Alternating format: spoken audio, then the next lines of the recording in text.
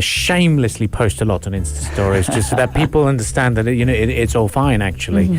And this was your first trip after COVID started? After COVID, yeah. My first trip in 20 months. What looks different for you? Firstly is getting into the check-in. I had to show a PCR test. Yeah, even though you're vaccinated. Even though I'm vaccinated. Even though Greece, where my first destination was, does not require you to do a PCR test before arrival, should you be vaccinated. Yeah. After that, they asked me for a vaccine certificate, which I produced. Then they asked me for a passenger locator form, which literally every country does now. No, every country, yeah. You flew off to Kenya and you needed a form. And I needed that, yeah. Yeah. Now, my second thought in my mind was, what's it going to be like flying? Yes. I had to wear a face mask when on board the whole time. That's true, yeah.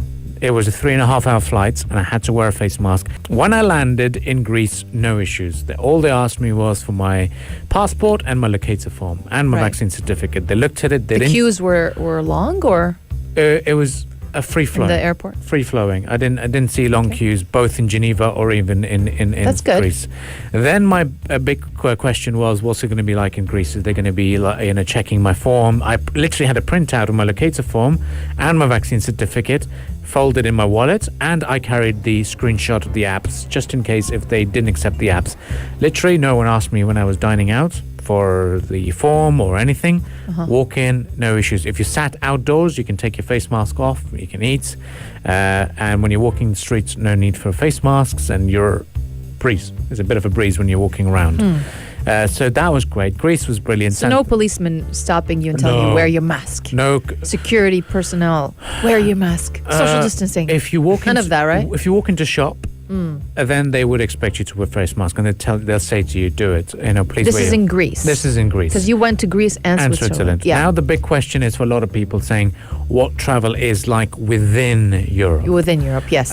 So that was my next big challenge. So I filled out another passenger locator form for Switzerland, took off from Geneva, from Athens airport, landed in Geneva. So you have to do a locator form. Another locator form. Another one. For the country you're landing in. Right. From Greece to Switzerland. Okay. Another locator form. When I took off on the plane, landed in Switzerland, usually in Schengen zones, there's no border checks. Usually. Yeah.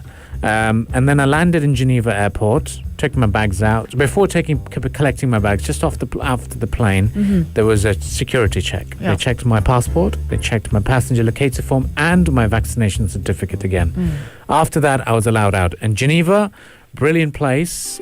You step out of the airport, the city is so within... It's only a few minutes drive from the airport.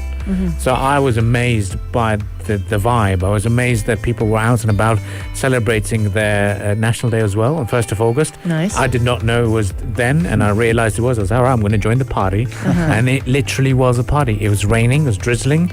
People were still out in large numbers by the Geneva fountain and taking the photos and whatever. I spoke to a lot of people there, tourism operators. I spoke to tour guides, and all of them said we were the worst affected people city-wise. As in, when the pandemic happened, Geneva relies on conferences, events. People come in for events, come in and stay in hotels. Events were gone. It was all virtual.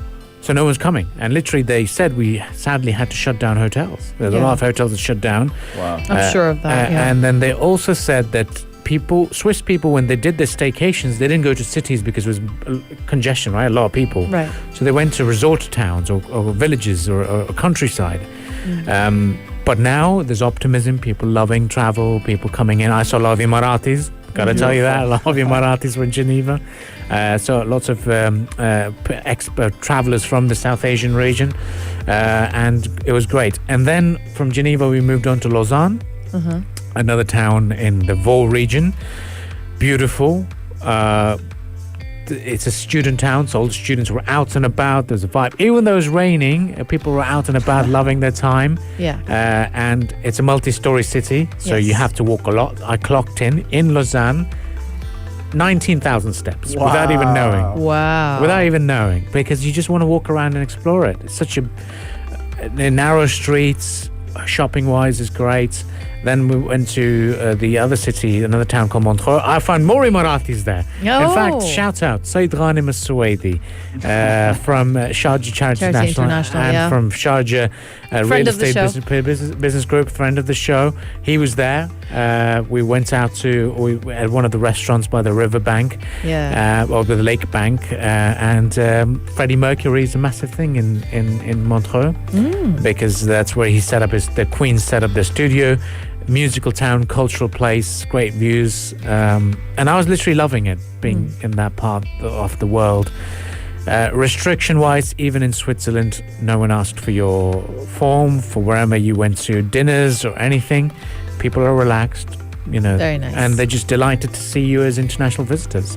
So it's beautiful. Well, I'm glad you enjoyed it, and happy belated birthday as well, because I know you went there for two causes. Yes. For one, the first cause being your honeymoon. Congratulations on that as well. And the second one being your birthday. Tactical. Yes. Yeah, very tactical person. It's very tactical. I loved it. And I love that he made the most out of his trip. I did, and he's like, I'm going to Europe. I'm going to go see two countries. Countries. And I do want to share this experience with our listeners so that they can feel a bit easy, because as soon as I landed, my WhatsApp was flooded. Yeah. Local UAE-based travel agencies contacting me saying, hey bro, can you let us know what it was like? Right. So I can tell our clients, I was like, okay, we need to do a special segment on the radio for all of you out there.